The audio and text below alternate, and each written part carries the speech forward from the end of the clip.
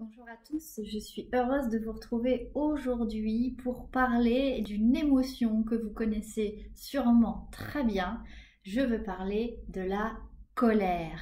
Et oui, la colère, c'est une émotion que l'on connaît tous, elle nous traverse parfois très souvent et il nous arrive même de nous sentir tout le temps en colère sur des durées très longues sans vraiment savoir ce qui se passe à l'intérieur de nous. C'est pourquoi aujourd'hui, j'aimerais vous expliquer les mécanismes de la colère et comment vous en libérer. Alors, parlons maintenant de ce qui vous intéresse le plus. Si vous êtes toujours en train de regarder cette vidéo, c'est que vous vous sentez concerné par cette émotion colère. Vous la connaissez bien et de toutes les émotions, c'est peut-être celle qui pourrait être la plus dévastatrice, celle qui pourrait faire le plus de dégâts et qui fait le plus de mal. Et parfois, elle est instinctive, elle est primaire, on la sent pas venir, elle nous échappe et bien souvent, après coup, on se culpabilise et on ne comprend pas pourquoi on a réagi de la sorte. Eh bien, il faut savoir que la colère est peut-être moins complexe que ce que vous pouvez le penser et il y a certaines choses que vous pouvez mettre en place pour mieux la comprendre et mieux la laisser partir. Car une colère qui n'est pas comprise restera toujours présente en vous. Pour qu'une colère disparaisse ou qu'elle s'amenuise, eh bien, il faut d'abord l'entendre et ensuite la comprendre. Et c'est seulement une fois ce passage fait que vous pourrez vous sentir libéré et retrouver une sensation tout à fait agréable dans votre corps. Alors, pourquoi est-ce qu'on se met en colère? Eh bien, en fait, la colère apparaît lorsqu'il y a un conflit entre la réalité que vous êtes en train de vivre et ce que vous aimeriez vivre.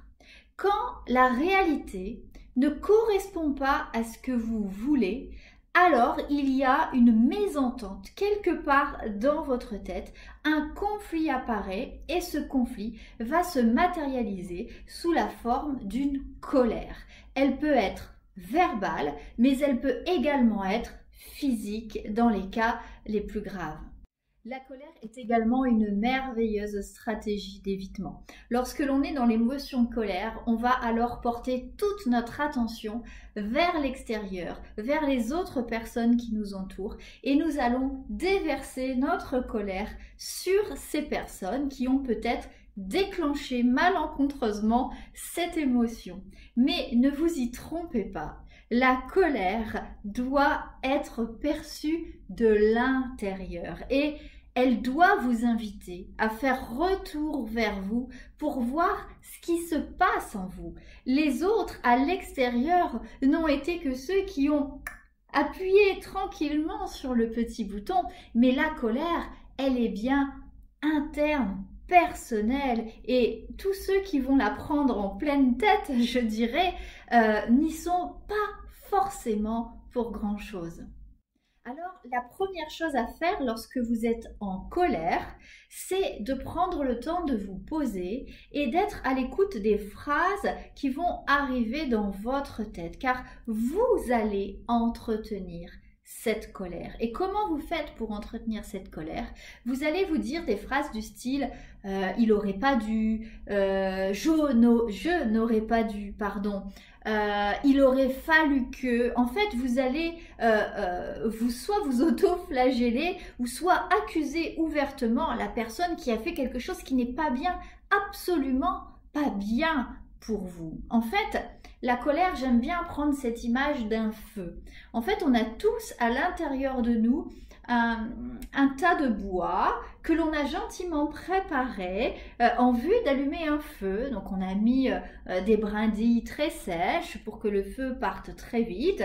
Et puis on a mis des branches par-dessus. Et puis dans la journée, on peut croiser quelqu'un qui va simplement jeter une allumette dans le feu. Et là, c'est le brasier à l'intérieur de vous et donc vous allez être en colère contre la personne qui est venue jeter l'allumette. Mais quand on y regarde bien, dans la plupart des cas, la personne qui a jeté l'allumette, eh bien, une fois qu'elle l'a jetée, elle s'en va. Et ce brasier intérieur, ce brasier colère, si vous n'y touchez pas, il doit s'éteindre. Je veux dire, si vous mettez un feu de cheminée chez vous et que vous ne remettez pas de bois dedans, naturellement, il doit s'éteindre.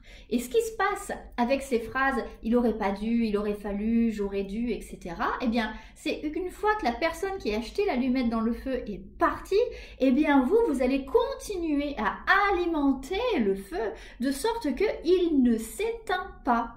Et donc, quand bien même une personne extérieure viendrait déclencher votre colère, vous êtes uniquement vous-même responsable de la durée qu'elle va avoir. Et ça, c'est vrai pour tout le monde. C'est pour ça qu'il vous faut identifier ce cheminement intérieur dans votre tête.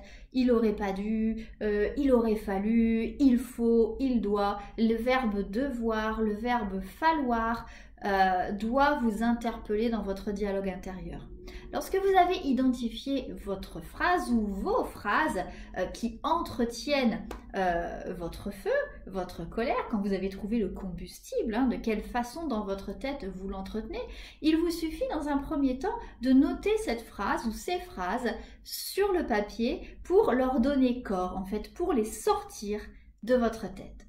Une fois que vous avez sorti ces phrases de votre tête, vous allez vous poser la question suivante. Quel est le besoin qui, à cet instant précis, n'a pas été entendu, n'a pas été satisfait? On a tous en nous des besoins. Ok, on a les besoins vitaux, le besoin de manger, le besoin de boire de l'eau, le besoin de dormir. Ça, ce sont, on va dire, les 3 besoins vitaux. Et nous avons derrière des tas d'autres besoins qui sont parfois communs ou qui peuvent être parfois spécifiques à certaines personnes. J'entends par là, par exemple, le besoin de sécurité, le besoin de respect, le besoin d'être écouté, le besoin d'être reconnu, peut-être. On a tous des besoins qui, comme son nom l'indique, ont besoin d'être entendus et satisfaits. Donc, une fois que vous avez écrit cette phrase, vous allez vous demander, dans cette situation précise où je me suis mis en colère, quel est le besoin qui n'a pas été satisfait?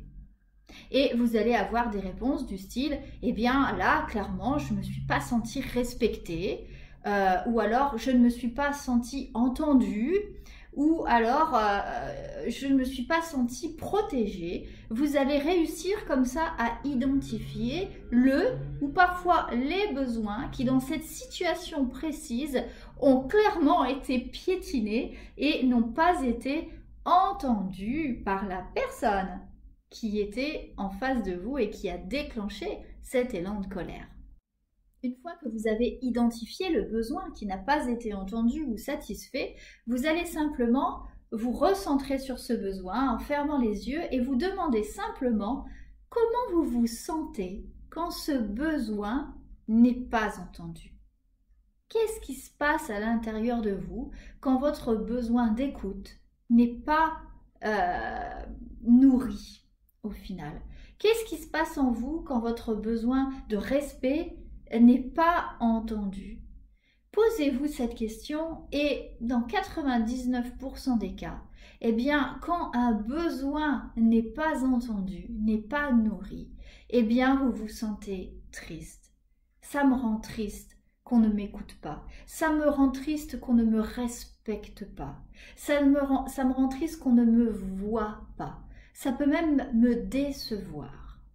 Et c'est ok. Et c'est comme ça qu'on voit que derrière la colère se cache majoritairement la tristesse. Alors vous allez me dire, une fois que j'ai fait ça, qu'est-ce que ça m'apporte et comment ma colère va partir? Eh bien, simplement en prenant conscience que il y a plus de 7 milliards d'êtres humains sur cette planète et que tous les humains de cette planète ont des besoins spécifiques et que les humains qui vous côtoient ne connaissent pas forcément vos besoins à vous. Ils ne les connaissent pas. Pourquoi? Peut-être parce que vous ne leur avez jamais dit quels étaient vos besoins. Je prends l'exemple d'un couple. Si vous n'avez jamais verbalisé vos besoins, si vous n'avez pas échangé avec votre compagnon ou votre compagne pour lui dire voilà, moi, mes besoins primordiaux, c'est le respect et la sécurité, eh bien, vous ne pouvez pas attendre d'eux qu'ils devinent quels sont les besoins qui n'ont pas été satisfaits quand ils ont dit certaines choses ou fait certaines choses. Donc déjà, il faut prendre conscience que la majorité des gens qui vous entourent et même les membres de votre famille ne connaissent pas vos besoins si vous ne leur avez jamais expliqué quels étaient vos besoins essentiels pour vous sentir bien. Ça, c'est la première chose. Donc, il va falloir commencer par échanger avec les personnes qui vous sont proches dans un premier lieu et pourquoi pas après en élargissant, en disant, ben voilà, moi, pour me sentir bien dans ma vie, j'ai besoin d'être respectée, j'ai besoin d'être entendue. La première étape, c'est le dialogue avec la personne qui a jeté l'allumette dans le feu pour lui expliquer simplement que elle, tout comme vous, avez des besoins. Ce qui est essentiel pour vous n'est peut-être pas essentiel pour l'autre. Alors, il convient d'expliquer quels sont vos besoins essentiels à vous et pourquoi pas profiter de l'occasion pour entendre et écouter les besoins essentiels de l'autre. Une fois que tout le monde connaît les besoins de tout le monde, il peut arriver effectivement dans le cours de la vie que la personne qui vit avec vous ou qu'un collègue de travail ne respecte pas ce besoin, qu'il le piétine, je dirais lamentablement, là, maintenant. Alors, ce qu'il faut faire, c'est que si cette personne connaissait déjà vos besoins, il faut renouer le dialogue et lui dire, dans cette situation-là, quand tu as fait ça, ou quand tu as dit cela, je me suis sentie triste, ou alors je me suis mise en colère, parce que mon besoin de sécurité, mon besoin d'écoute, mon besoin d'attention, mon besoin de protection n'a pas été entendu. Quand tu as dit ça, quand tu as fait ça, ça m'a fait mal parce que j'ai ce besoin qui n'a pas été entendu et c'est un besoin important pour moi. Et quand il n'est pas nourri, alors je me sens triste parce que j'ai besoin que ce besoin soit entendu et respecté. Bien souvent, c'est suffisant. Mais vous allez me dire, je ne me vois pas aller expliquer à mon patron, à mes collègues de boulot ou alors à des illustres inconnus dans la rue quels sont mes besoins. Je ne me vois pas non plus aller voir mon patron pour lui dire quand vous m'avez dit ça, je me suis sentie... Oui, alors c'est vrai que dans notre société, on ne sait pas vraiment communiquer et c'est bien dommage. Et du coup, il est vrai que ça va être compliqué d'instaurer ce dialogue. Alors, qu'est-ce qu'on fait dans ce cas-là quand le dialogue est impossible ou alors lorsqu'il est difficile et compliqué d'aller expliquer comme ça quels sont vos besoins essentiels, même s'il y a des supérieurs ou des collègues qui seraient tout à fait capables de les entendre, eh bien, il va falloir changer de stratégie. Vous n'allez pas pouvoir rester comme ça. Et le changement de stratégie, c'est pas de s'énerver contre la personne qui jette des allumettes. Voilà, parce que vous pourriez très bien lui dire, est-ce que tu pourrais arrêter de jeter des allumettes dans mon feu, s'il te plaît? Mais comme elle, de toute façon, elle ne se rend même pas compte qu'elle jette des allumettes dans votre feu, ça va être à vous de faire un travail intérieur en vous disant comment je peux faire pour que lorsque cette personne passe et qu'elle jette une allumette, eh bien le feu ne s'allume pas. Et donc il va falloir trouver de nouvelles stratégies, un positionnement différent qui passe par peut-être un travail d'introspection, qui passe peut-être par une psychothérapie pour essayer de trouver le moyen de rendre ce besoin moins vital pour vous, je dirais, ou alors qu'il soit moins douloureux à vivre lorsqu'il n'est pas respecté. Et soit vous êtes capable de faire cela tout seul, ou soit alors je vous conseille de vous faire accompagner. Alors, vous voyez que la colère n'est pas forcément si difficile que ça à comprendre et qu'il y a des solutions, notamment dans un cercle familial et réduit, pour ne pas qu'elle se produise trop souvent. Il y a également des solutions dans le cadre professionnel pour éviter qu'elle se réduise. Et donc, la comprendre et l'aborder sous cet angle-là va vous permettre de vous mettre un peu moins souvent en colère, parce que quand vous sentirez qu'un besoin n'a pas été respecté, alors au lieu d'exploser, vous serez simplement dans l'acceptation, c'est-à-dire à cet instant précis, lui, ça me gonfle le menu, mais pourquoi? En fait, c'est pas lui en tant que personne, c'est simplement que quand il a fait ça, quand il a dit ça, eh bien ce besoin n'a pas été nourri en moi, et quand mes besoins fondamentaux ne sont pas nourris, bien évidemment, ça me fait mal. Voilà ce que je pouvais vous dire aujourd'hui sur la colère. N'hésitez pas de partager avec moi en commentaire les différentes expériences de colère que vous avez fait, les stratégies que vous avez réussi à mettre en place pour vous sortir d'une colère un peu trop présente. Si ce sujet vous intéresse, n'hésitez pas à me le dire également en commentaire pour que je puisse publier de nouvelles vidéos sur ce sujet. En attendant, si vous êtes intéressé par tout ce que je vous dis, n'hésitez pas à vous abonner, à activer la cloche pour obtenir les notifications.